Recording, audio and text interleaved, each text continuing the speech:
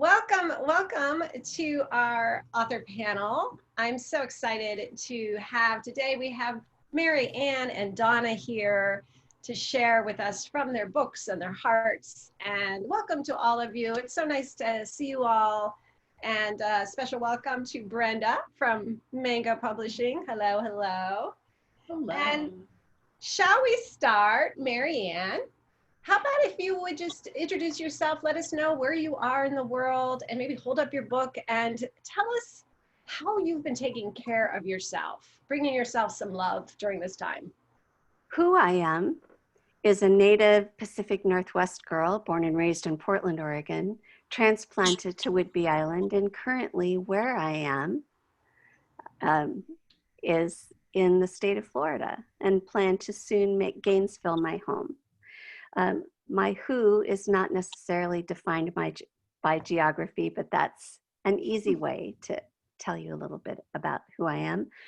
And how I'm taking care of myself in these days is by actively walking, moving, intentionally dancing, even if it's very slow. I still consider that a dance. And being very mindful and watchful of how I let my thoughts dance around, not slowly, and where I allow them to go. And did you say you wanted me to show you my book? Yeah, show us your book. Well, this book is in the middle of its final copy edit from its author. So it's in a notebook. Oh, Live with intention.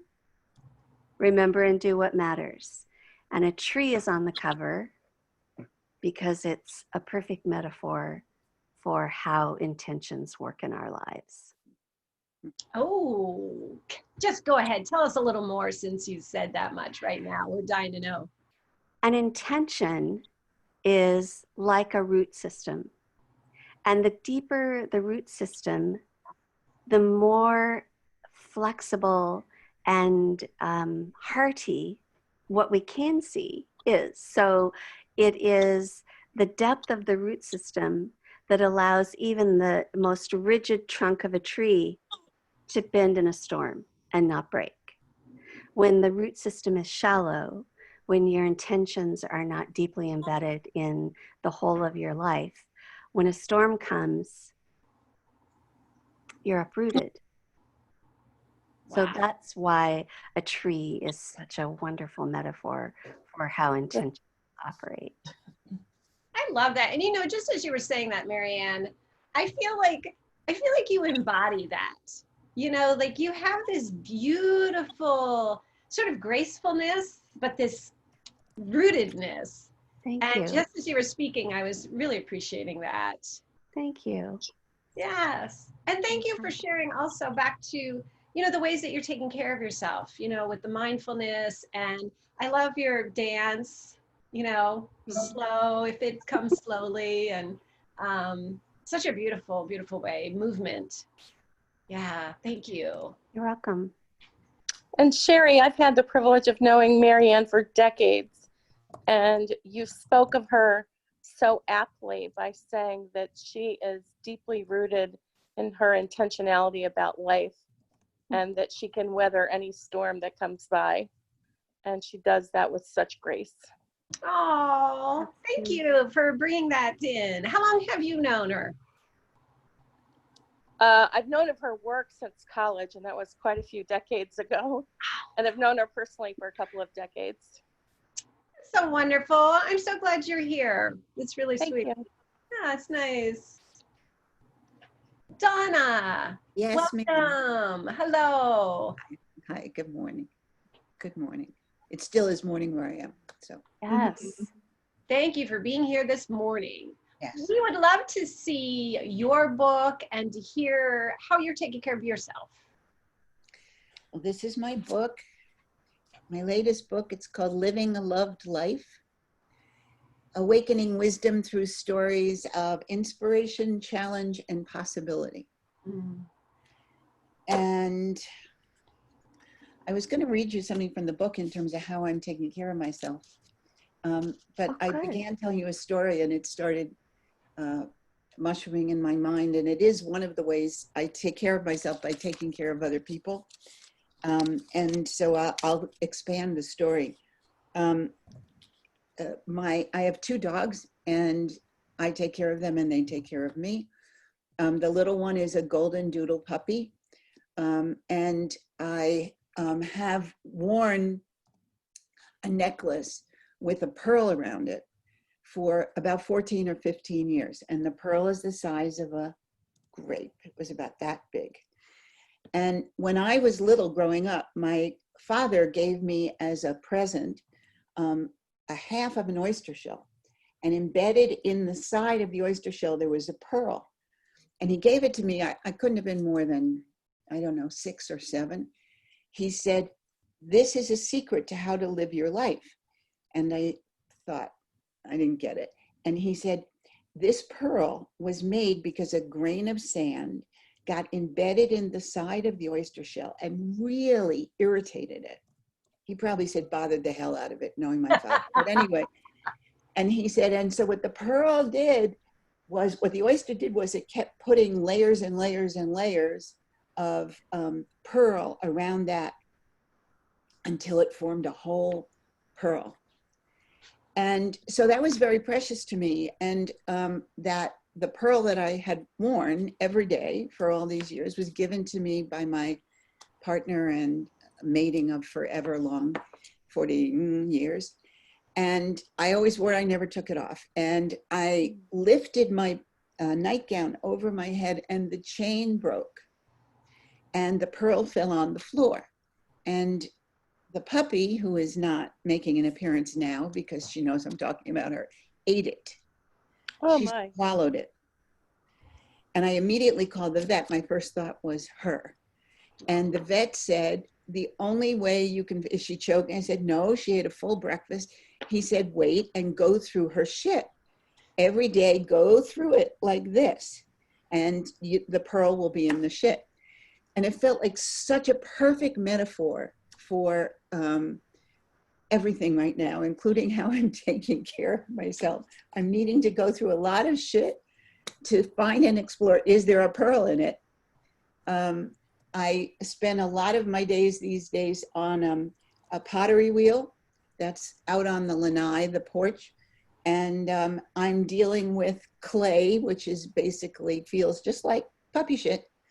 And the clay is teaching me what I need to know about how do I relate, how do I find my own center, and how do I relate in the midst of all this earth and all this confusion. How do I find the center with it? How do I relate to it? How do I relate to shit? That seems to be the major question my life is asking me, that I sit down, and my new meditation will be not going through clay, but going through puppy shit. Dawna, you are the master storyteller. I love that you could turn that incident into such a beautiful teaching for us. That's so apt. It's true. That's beautiful. Thank you. And I want to welcome Mary. Hi, Mary. Thanks for joining us. Oh, that's so wonderful. So, Marianne, back to you. We're going to open it up right now to anything that you would like to share from your book, from your heart, what you feel would just be a necessary thing to bring in right now. Well, the focus is using love, Dr. Markova's theme and intention, mine, in facing these days. And I wanted to explain something that happened while Dawna was talking. I have been blessed to have a literal auditory processing system. So I am often, almost always, the last person in the room to get a joke. There's an arc of laughter that happens, and it's natural, then it dies down, and then I'm the cart at the end. You know, there's, oh, Em just got the joke. You know, it's just how it is. So Dawna said, I've been spending a lot of time out on the deck on the pottery wheel, and the first thing that I heard was literal. Dawna Markova is on her deck on a pottery wheel. And I don't know that I smiled as she was talking, because you're petite, and I saw Dawna's legs twirling around on the wheel. And then the second impression is the accurate one almost always for me, and that is she's a potter, and she's throwing pots and she's turning the wheel. But the capacity to not chide myself and oh, don't go there. I go there, and I enjoy the legs akimbo and the doctor on a pottery wheel spinning around. And that level of humorous engagement and laughing is keeping me at a level of equanimity in the course of my day. Mhm. If on a day that I do not laugh, it just doesn't go well for me. Mhm. And so going through piles of shit, Dr. Markova, yeah, that is funny in real It is time, indeed funny. in real terms, and in metaphor. It's hilarious. Yeah. So I have a one-word intention in my poem, and it's laugh. Just that. No modifiers. Laugh. And don't apologize for laughing. I laugh at funerals. I laugh at weddings. I laugh in many places that people consider very inappropriate, and almost always it goes well for others because they're very busy, trying to be appropriate, and I'm just happy to be inappropriate. Wow. I love how original you are. It's so great. Like that's so beautiful too. Like also the teaching of compassion for yourself. Yes. I love that. I love that you just allow the delight. And then I'm guessing, because at least for me, and I'm guessing for other people here, right? We feel that. That's what we feel. Yes. And those who judge me say things like, "Oh, you're so childlike." and those who benefit say, "You're so." In Brenda Knight, years ago, said to me, "You're so present to the moment." Instead of saying you're like a 6-year-old, and I consider both a compliment. Yeah. You're like a 6-year-old is high praise to me, and in more adult terms, being present to the moment has a more poetic ring to it. That's so beautiful. How long have you been potting, Dawna? I'm still in the image of being on the pottery wheel spinning around. Isn't it fun? Why it feels, I'm trying to say two things at once and I have one mouth. So I have to wait till they both come into harmony with each other. I'm gonna ignore your question for a minute. Okay. Just hold it, sit on it like a little cushion. And I think as I was spinning around, what I was thinking about was a quote from Thomas Berry. And I was thinking about also what's appropriate and what's inappropriate. And in the times that we're in, the shit we're all having to deal with is this transition from power and domination to connection and partnership. And that's a major shift in terms of thinking strategies. I was trained as a neuroscientist, and the brain has to create and utilize whole different realms of its capacity than it's used to doing. And it's a big shift. So what's appropriate in one way of thinking, in the dominating way of thinking, is not necessarily what's appropriate in a relational way of thinking. And what's appropriate in a relational way of thinking is not necessarily appropriate in a dominating way. So I was thinking of all these rigid leaders we have right now that are using power, and they would be the ones that originated calling your effervescence inappropriate. Mm-hmm.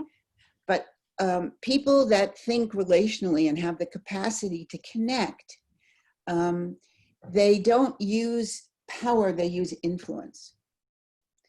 And that's the meeting place where I think about braiding the bread, as you were talking about. But I think about women and the way that women lead, not all and every.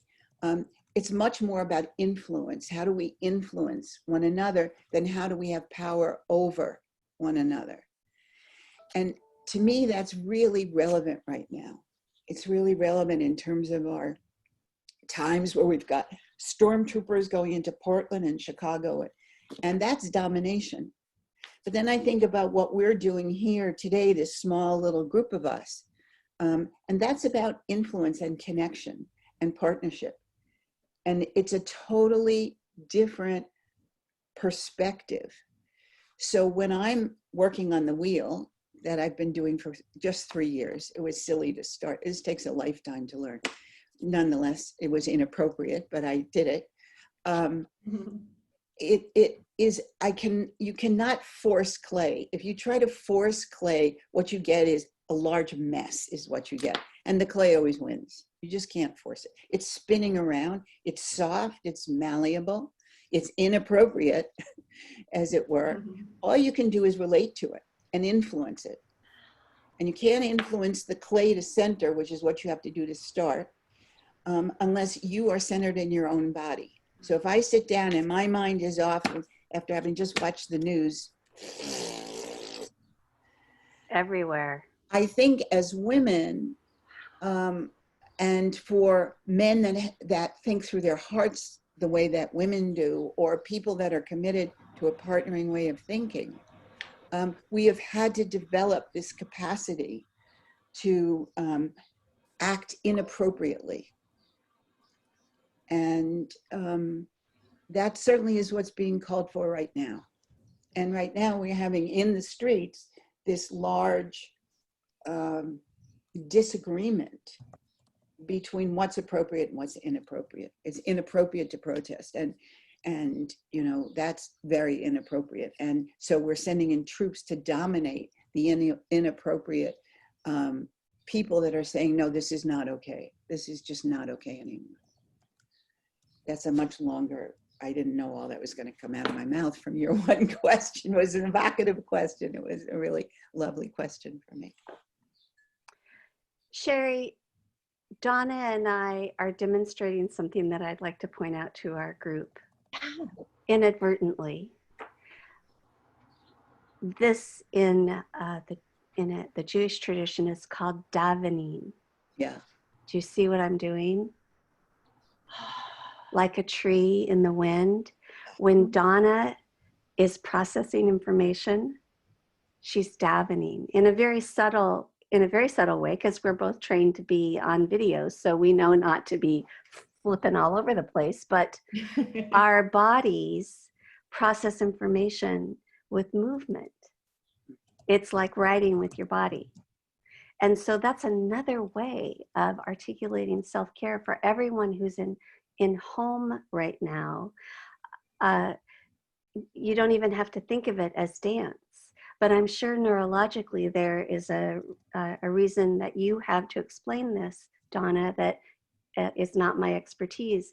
Why movement, when partnered with challenge or resistance or embracing an idea, why does this movement, like wave, why does it help?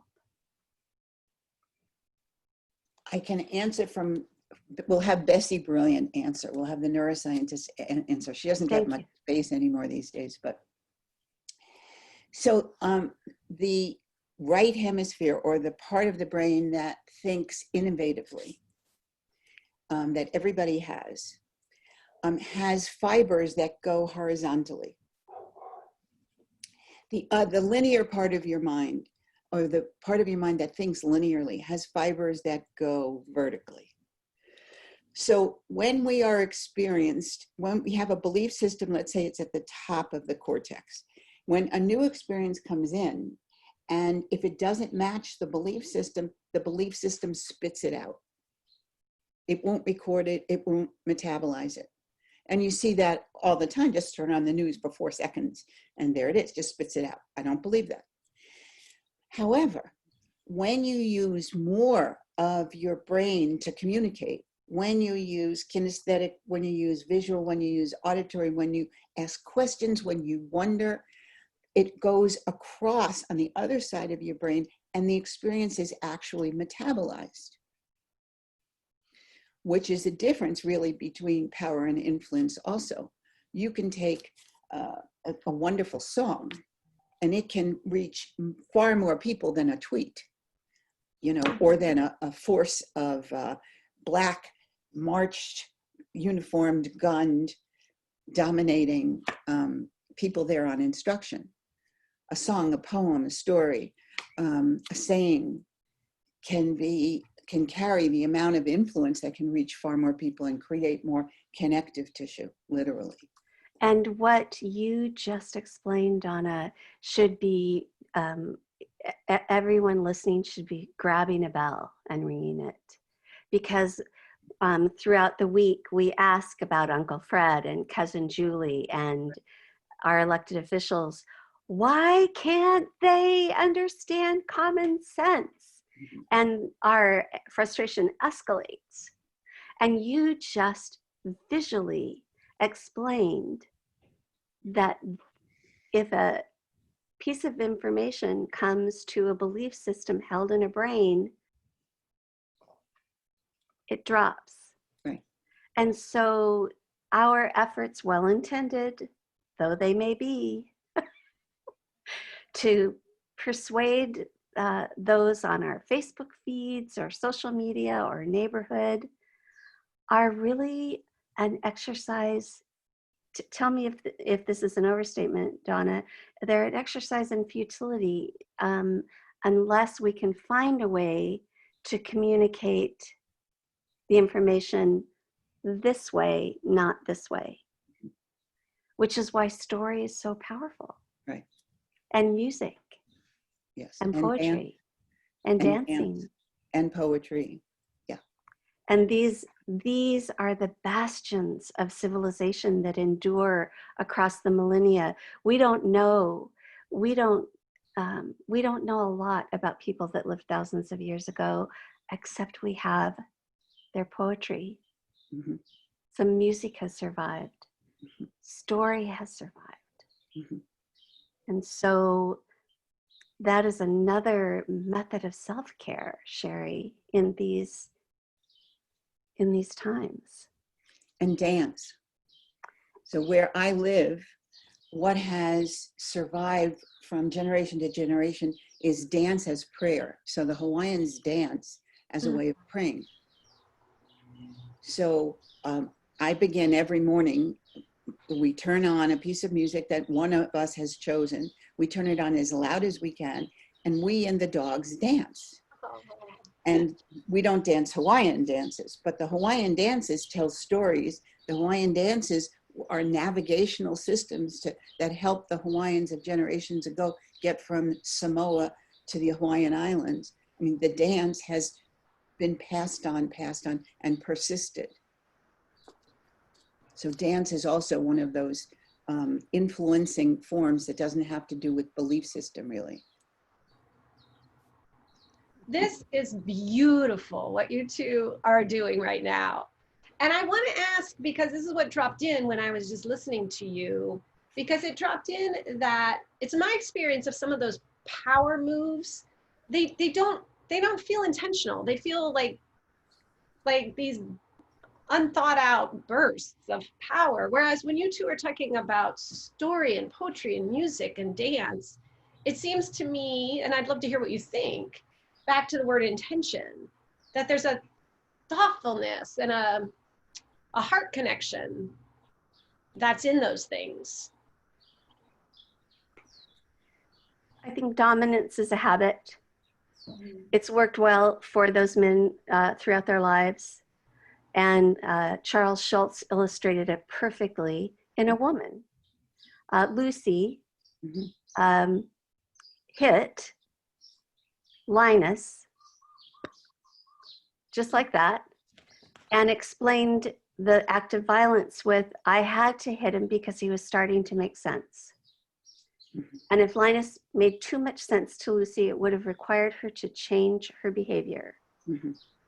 And so the dominance, to use Dawna's model, is the dominant power structure responding to input that makes them uncomfortable. So they have to use the tool that they know. Dawna, that was my take on the answer. Yes. Yeah, I mean, the brain loves habit. It adores habit because it's more efficient. And our brains use more energy than any other organ in our body to think, what's called thinking. And so the brain, the same way as you tend to brush your teeth, however you brush your teeth, but you tend to do it the same way over and over because it saves energy. So to think differently, non-habitually, uses more energy. So it is more efficient for the brain to think habitually. However, you know, this is why we line the military up and they always carry the guns on whatever shoulder they carry on. It's more efficient. It's not more effective. So effective means pausing long enough, asking yourself a question and pausing long enough to say, what effect is what I'm going to do going to have on the world around me, the people I love? What effect is that going to have? If you pause to wonder, what your brain automatically starts to do, and the wondering requires, this is a parenthesis, a luscious question that cannot be answered. But if you rest in that question like a hammock, what the brain begins to do is it begins to imagine possibilities. So you don't want a soldier or a police person or whoever they are to imagine anything. You want them to follow instructions and think in this dominating, this way, this way, this way. Nothing can be different. Every shirt has to be the same without insignia, so you can't even identify it. That's not the way the brain is meant to work. I mean, the brain is meant to work with both sides, both ways of thinking, both influence and power. Unfortunately, those who benefit from power have been in charge for a very long time.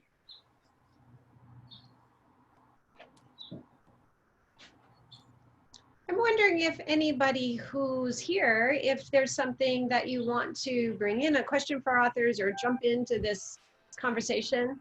Sherry, I had raised my hand on the little raise hand function, and I guess it didn't quite work. So I'll just go and say that what I raised my hand to say initially was that when Marianne brought up poetry and Dawna, of course, seconded it, I just wanted to remind everyone something that I think is still very unknown. The first recorded poet in world history was a woman. Her name was Enedhuwana, and it was 3000 BC, and she lived in Sumeria. She was a Sumerian poet, and it was carved, into clay, and it was a prayer to a goddess.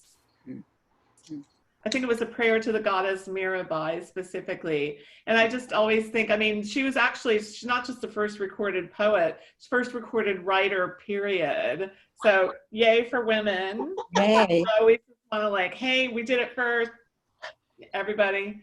And then when Dawna was talking about how the brain works, I wanted to sort of suggest Charles Duhigg's book, The Power of Habit. It's one of the only books I've read twice in the last couple of years, because I was shocked to realize that I am more than half the time actually not thinking. I'm sort of on autopilot, acting out of habit.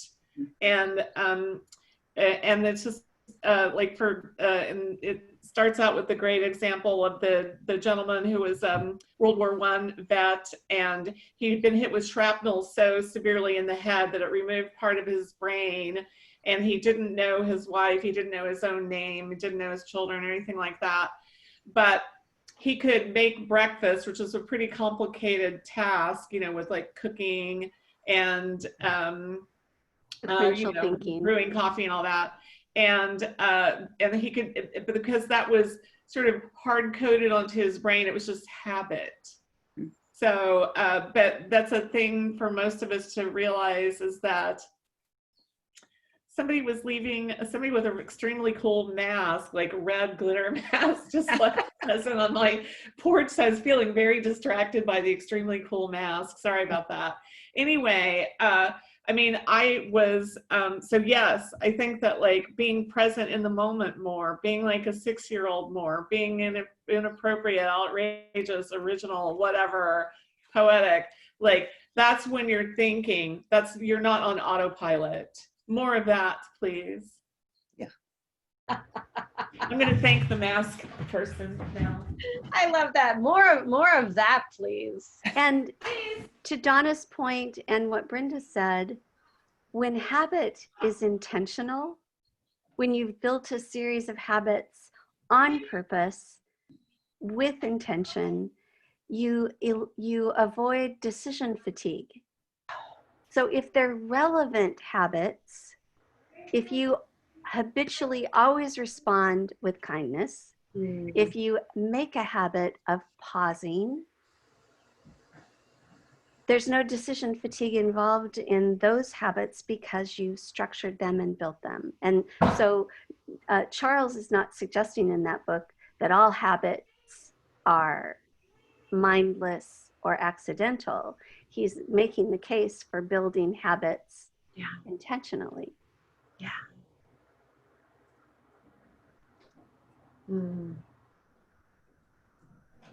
Rachel, hello.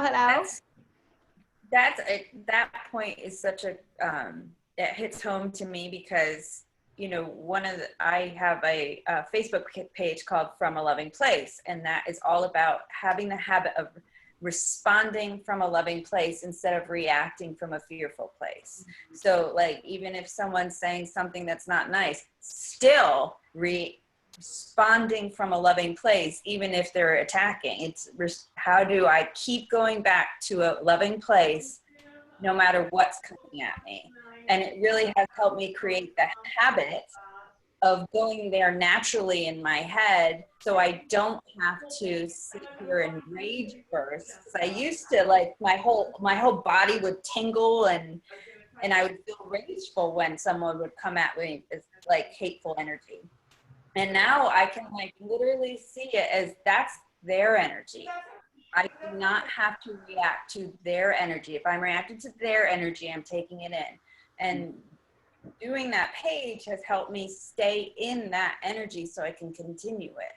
So it doesn't, like in my everyday life, it doesn't affect me. And, you know, it started at a distant place and now it's coming closer and closer in to be able to do it. So it's very helpful to do that.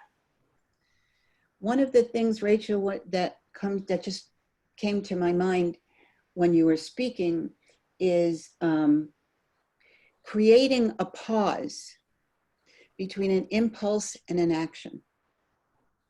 So I studied Aikido for 27 years, Ki Aikido, and it's a form where you learn through your body how to create harmony between forces that are in opposition. It's really helpful right now. And the practice for me, and it's this, I learn it at the wheel, I learn it when I'm sitting on a cushion, is how do I create that space? It doesn't have to be very long, between my impulse to go dominate and that action. How do I create that space? It doesn't work for me personally because I was raped when I was 15. So it doesn't work when somebody comes at me to be loving. That just doesn't compute at all. Unless I create enough space to ask a question. For instance, how can I be safe and still respond to this person? And questions that are big, open questions that you don't know the answer to, the brain loves them. It loves them because then imagination starts coming in. And once imagination comes in, you have lots and lots and lots of options of response.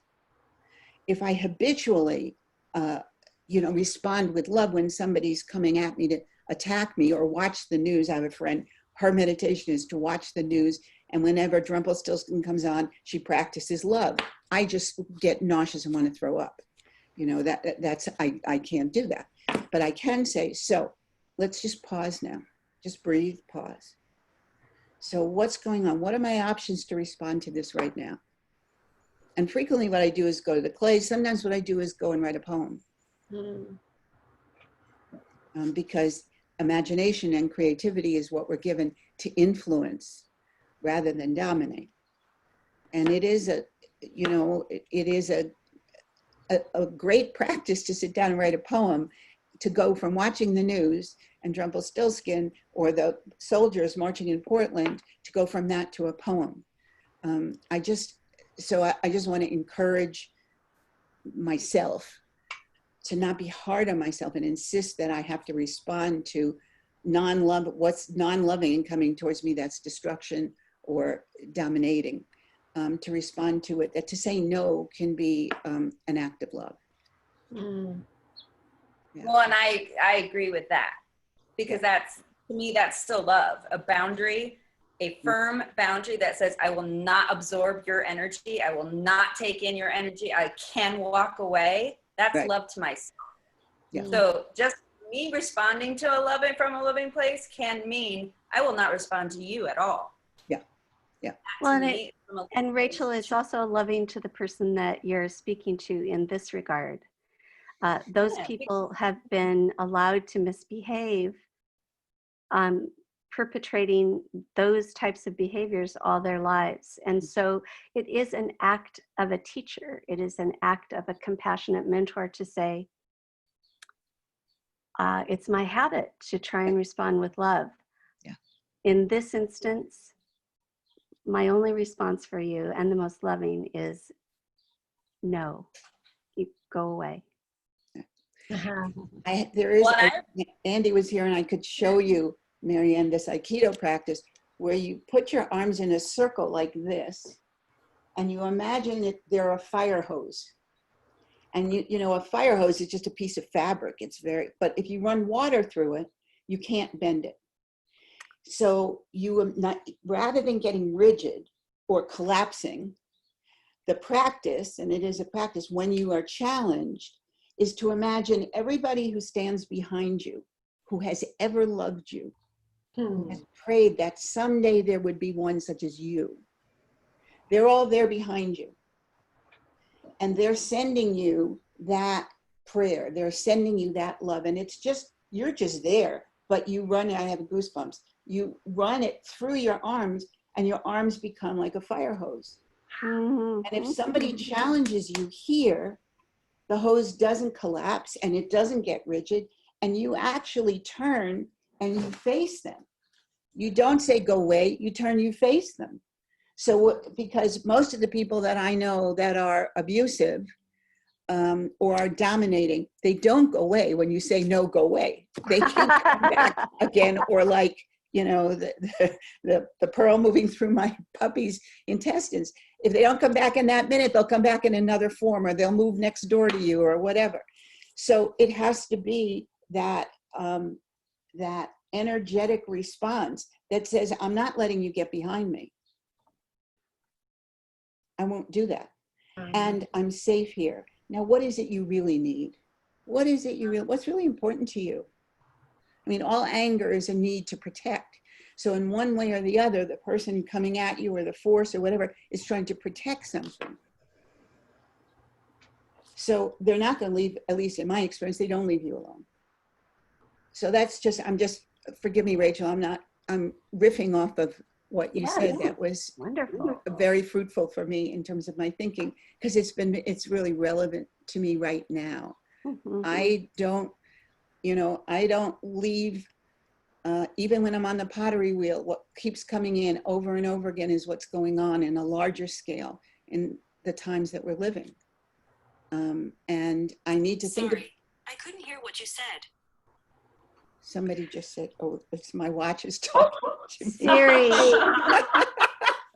Siri stopped eavesdropping. Many people have not heard what I said, Siri. That has never happened before. Anna, I feel like the world is trying to say, we're trying to listen. Say it again. Can I add something? Dawna, your comment made me think of the quote that's often attributed to Viktor Frankl, but it's not really Viktor Frankl. But between the stimulus and response, there is a pause, and in that pause lies your freedom. That's a quote I come back to over and over again because it helps me a lot. Yes. This discussion actually couldn't be more timely than right now.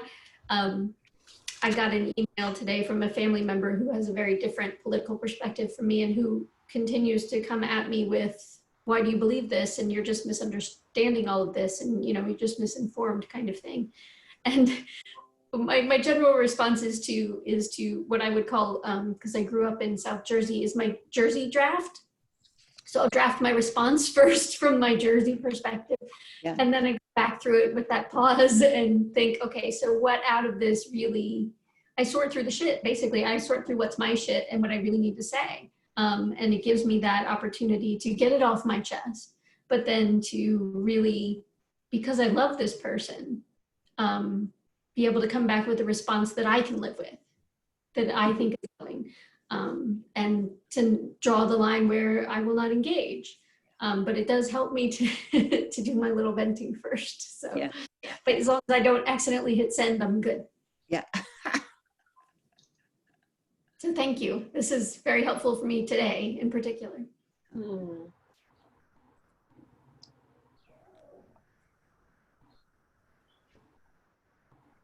Nita, did you want to share something? Yeah, I was just really enjoying the conversation. I was reminded of the metta practice that comes from Buddhism, where you form the image of someone. You always start with someone that you love, and you know, the favorite person. And then you go and you say these phrases like, may you be well, may you be happy, may you be peaceful, and may no harm come to you. And then you, I'm sorry, I'm outside, so I apologize for the plane. Sorry about that. It was quiet a minute ago, sort of like your watch, Dawna. And you go through and you go to the neutral person. So someone you might see regularly, but you have no real connection with, and then you practice that. And then eventually you do that with the difficult person. And I've been doing that practice right now, you know, with some of the political people that I find myself reacting to. And it has really helped me create that pause. I'm really interested. I mean, that's one of the things that's one of the reasons I practice meditation, is because that pause has saved me many, many times, in addition to what Linda said about not sending the letter, you know, writing the letter and then not sending it, the Right. first draft. But it just reminded me of that, because I have a very strong reaction to the idea of thinking that I have to train myself to respond a particular way. And so I know that that's probably something that I need to work with, because it's a reaction. When I have a reaction to something, that usually is a message that there's something else there going on. So I'm just sort of looking at that. I keep reading I've been, you know, I post articles, psychological articles every day on my social media feed.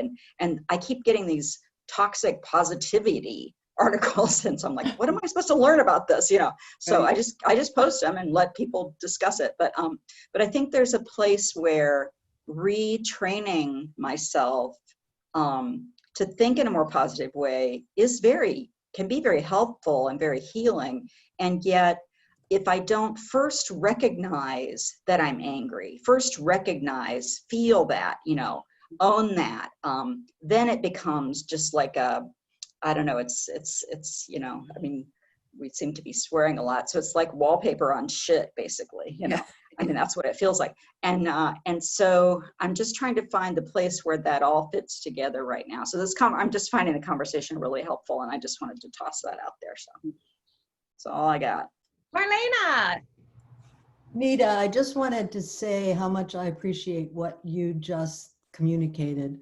I think it's really, really important for us to be aware of our impulses and to know that we have a choice to act from a place of love. But increasingly, I'm thinking about and writing about the importance of facing the conflicts, facing the wrongs, facing the anger, allowing the anger, and how important that is to not wallpaper over the shit. So I love what you injected into the conversation. Thanks. Nita, Not to take away at all from any of the beautiful conversations. I have no, in fact, I'm sitting here thinking we're all part of the choir, and wouldn't it be interesting if people who weren't part of the choir were hearing this, and what would their response be? I'm so fully embracing what you say, Dawna, and you, Marianne. So this was not it's just, I love I didn't take it that way. You were actually reflecting pre-recording conversations that Dawna and Sherry and I were having. Yeah. So spot on. I just like what Nita added to it. what I wanted to say that you brought up, Nita, and I think now I understand why being a perennial white coat that's what they call it, a white coat's a beginner, in Aikido for 27 years was so important to me. I didn't know it then. But one of the lessons that I learned in Aikido was that anger is always the need to protect. So the other person or yourself, it helps me to ask the question again, when I'm really pissed, what do I need to protect right now? And suddenly all the psycho stuff that I was trained disappears, and I get into the moment, because it's, what do I need to protect now? Right now, what do I need to protect? And to ask the other person, because frequently a lot of the other people that I'm talking to are not like us, as someone described. They've never sat and meditated. They don't, it's a Hawaiian fisherman who's been on a boat and came to bring us some fresh fish. And so the other question, because to me, questions are connective tissue. Certain kinds of questions are connective tissue. So the question that comes is to say, what's so important about that to you? When I'm in this position, so I'm safe, the most I can say, and I've meditated for decades and decades, the most I can say to the other person is, what's so important about that to you? What is it that you're trying to protect? Help me learn that. And I haven't ever found anybody, because I can't get into the kind of the political, it doesn't work. But I can connect. And a question asked to somebody else that is sincere or intentional is connective tissue.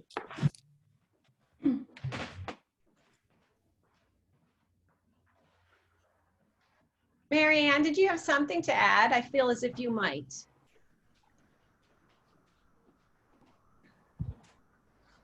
Living an intentional life doesn't mean living a perfect life. Living an intentional life doesn't mean doing everything right. And in fact, there are days that your our hobbits coming back to the Hobbit town. There are days that your intention is going to be all poured out. And those are lessons too. And I have a parable about a bunch of people showing up at a dinner party. And one person comes in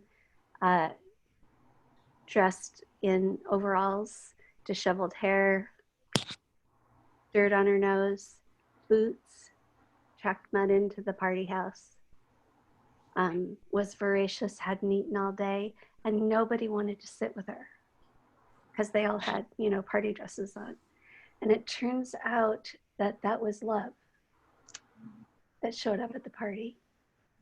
And love does dirty work. Love does hard work. Love wrecks her clothes. And she's not always pretty. And so our best lives sometimes sound angry.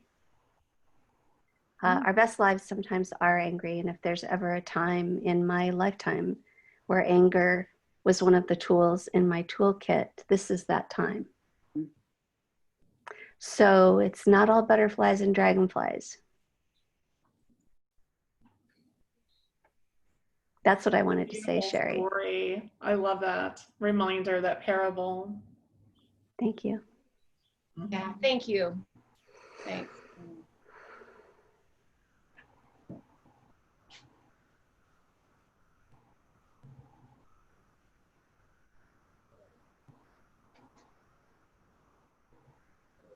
I wonder if Sherry went.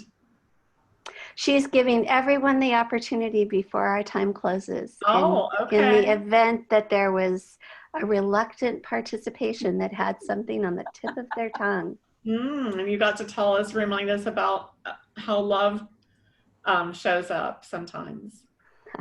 I did. Sometimes the pause, it's true, right? Like I love the pause for so many reasons. And I also loved it in that last moment to just look at all of you, you know, I know there's, as we've been talking about, right? There's so many difficult things going on, so many challenges, and yet to be in this kind of circle, I feel such privilege. And in that moment, I was just looking at all these faces, just feeling this love, you know, just pure love, gratitude. Yeah. Marlena? I just wanted to, I guess, reiterate what Dawna said in just a slightly different way and how important that is. Dawna, you were talking about asking the question, why? Why is this important to you? And it's curiosity.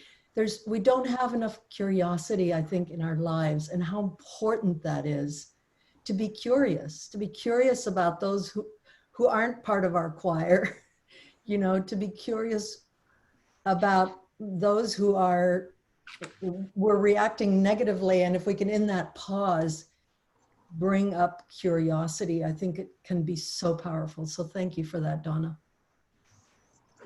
What I was thinking, Marlena, I was linking to what Marianne said, and for the first time I heard the word tension in the middle of intention. And what I'm going for these days is wonder, because wonder is curiosity plus imagination. So I'm going for wonder. And what I just became aware of was in that tension place where we are challenged, you know, is the place where we have the opportunity to wonder and to imagine. And if imagination can't get in, then we are sunk. And domination tries to suppress imagination over and over. It's always the poets and the storytellers and the writers and the musicians and the dancers and the artists. That's trying to be suppressed because that is the thinking of relation rather than rational thinking. That is relational thinking. So I never thought about intention holding in its belly, holding that tension that says, I'm not going to put whipped cream over garbage, and I am not going to respond habitually. I am going to wonder, at least be curious. So what is it you're trying to protect when you're so mad at me? And then what is it you're trying to protect that you're so mad at me? You know? Yeah. So thank you, Marianne. Welcome. Thank you. We have just a couple minutes left, and our dear Brenda had started a wonderful ritual. And if you guys are able to stay just a couple minutes late, because it might take more than a couple minutes, but a couple months ago, Brenda started at the end of our time together, having us each to share something, something that struck you about the conversation. It could be an intention that you're taking away. And I would love to do that today if people are able to stay for a couple minutes. Perfect. I was hoping we would get to. Should I kick it off? Always. Yes. So I just wanted for us to take a moment and celebrate Wall of Moms. Like, how cool is Wall of Moms? Like, that's a wall of love. That's doing some dirty work, right? Yeah. Yeah. And when I saw it, I was like, oh my God, how cool. And maybe Debbie knows some of those women because she lives in Portland now. But it made me think, what if the world were ruled by oxytocin, protect and defend hormone, instead of testosterone? Mm-hmm. And that sort of brings us full circle, because that's probably what happened in New Zealand. It was oxytocin was in charge instead of testosterone. But, you know, I think it was a good reminder. And I hope that the Wall of Moms, like, just grows, like, and encircles, like, the world, but especially America, because we just really need oxytocin to take charge. Yeah. And with that, I will pass. So I intend that oxytocin takes over for the rest of 2020 and the rest of time. And with that, I will hand to Mary. Sorry, I had to unmute myself. I just wrote down key words as y'all were talking, and there are just so many things I'm going to go back and dig deeper into and explore. Wonder being curiosity plus imagination. To say no be an act of love. Intimacy, connection, partnership. Just so many things that were great. So I really thank you for opening up some paths for me to explore. And then you hand off. Okay. Debbie, how about you next? Okay, thanks. So I've really enjoyed this panel. There's been so many things that have really resonated. And I really, I got the message that even though I am someone that likes to laugh a lot and I like to think I'm curious and creative, maybe I have been a little bit on autopilot recently. So my intention is to reawaken that sense of wonder and let my imagination run free and just have a week in that energy and see what happens. Nice. And I will pass to Linda.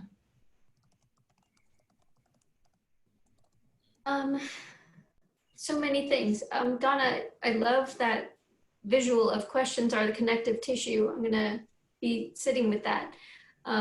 It makes me think of the quote from Rilke about living into the questions. So I'm gonna go back and try and put those two things together. But it was recently, very recently, that I had been discovering that the word tension was inside of intention too, because intention is something that I've worked with for a long time. And the way it came up, I'm gonna read it because I won't remember. The force that creates the tension that stretches me into my best self is intention. So that's, I'm going to go back and look at that this week too. But mostly this has been really helpful for me to get a new perspective on the interaction with my family member and try and see how I can approach that differently. So thank you. Oh, and I'll pass it to Marlena.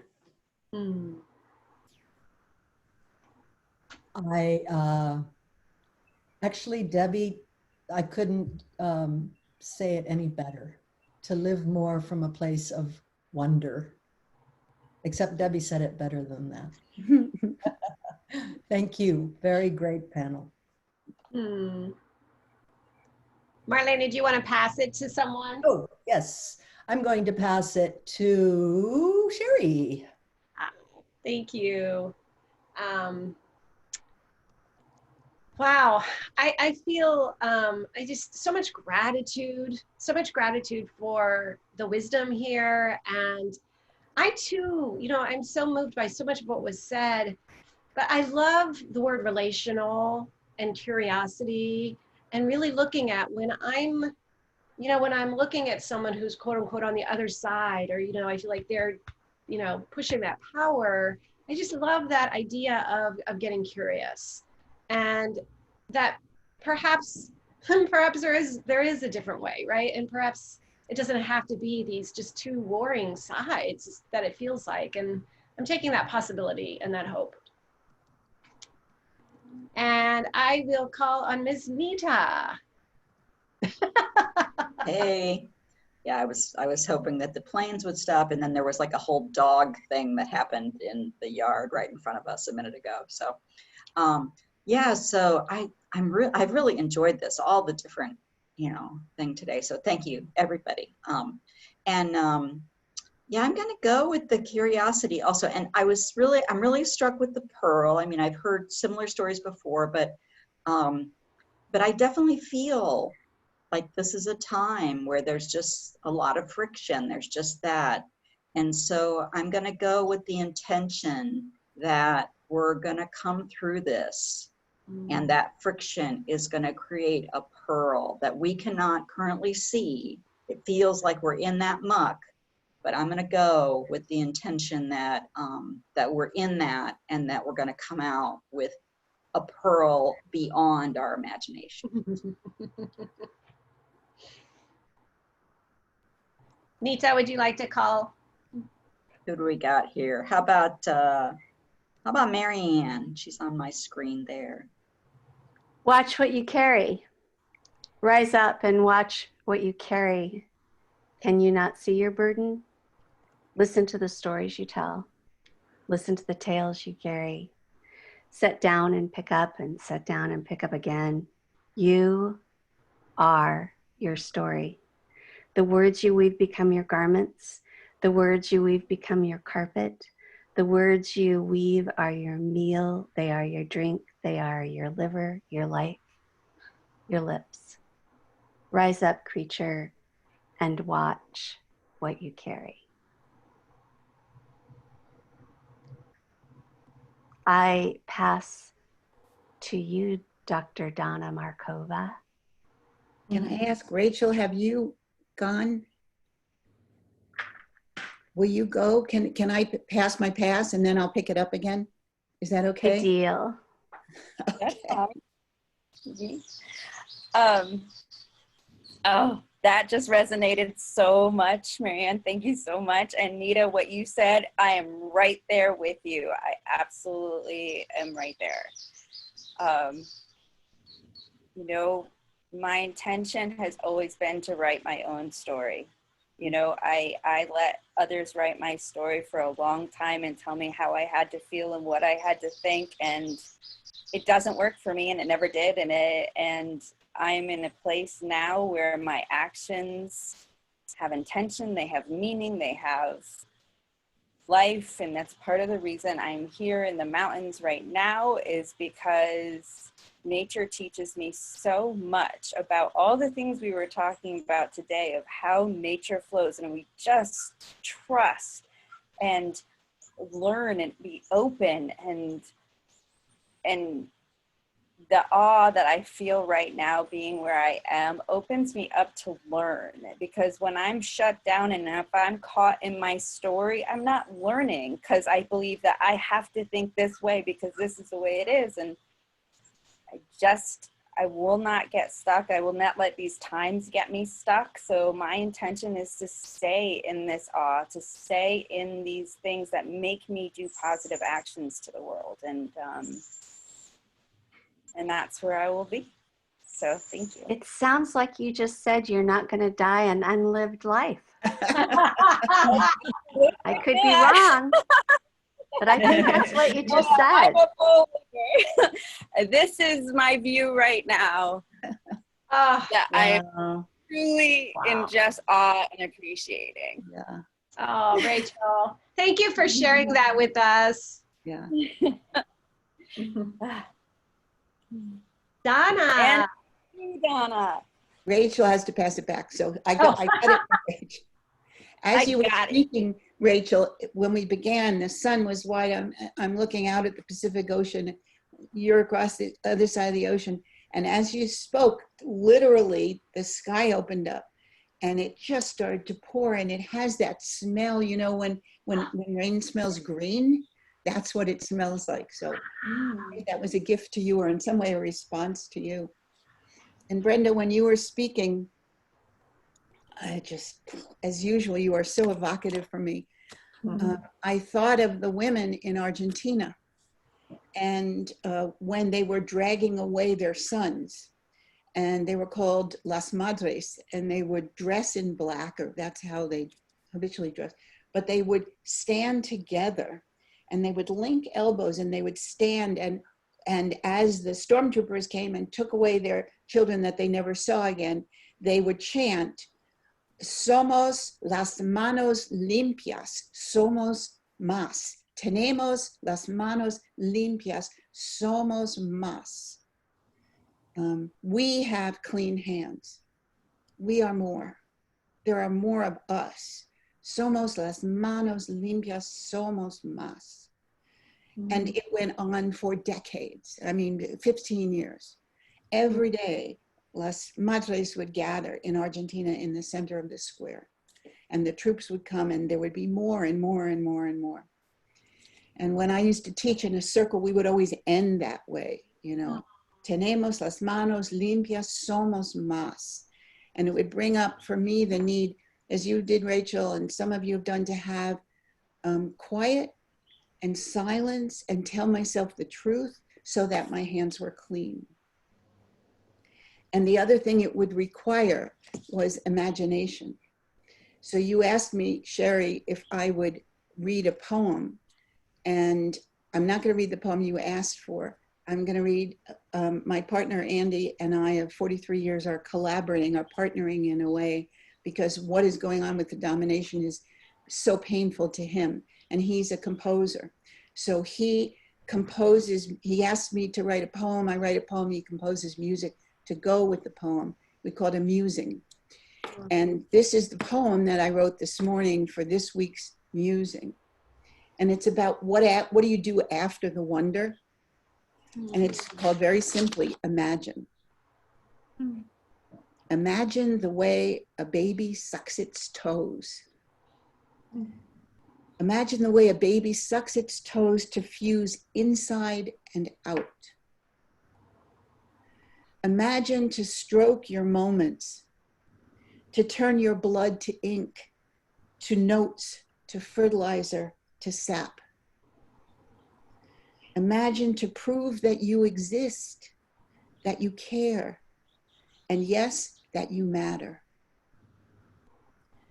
Imagine so your soul can crawl out from its hiding place and gaze upon a mystery, which can be neither solved nor explained. Imagine to salve your wounds and broken dreams.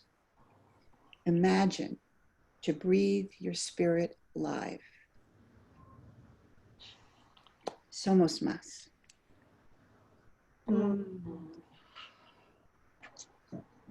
Thank you. Thank you so much.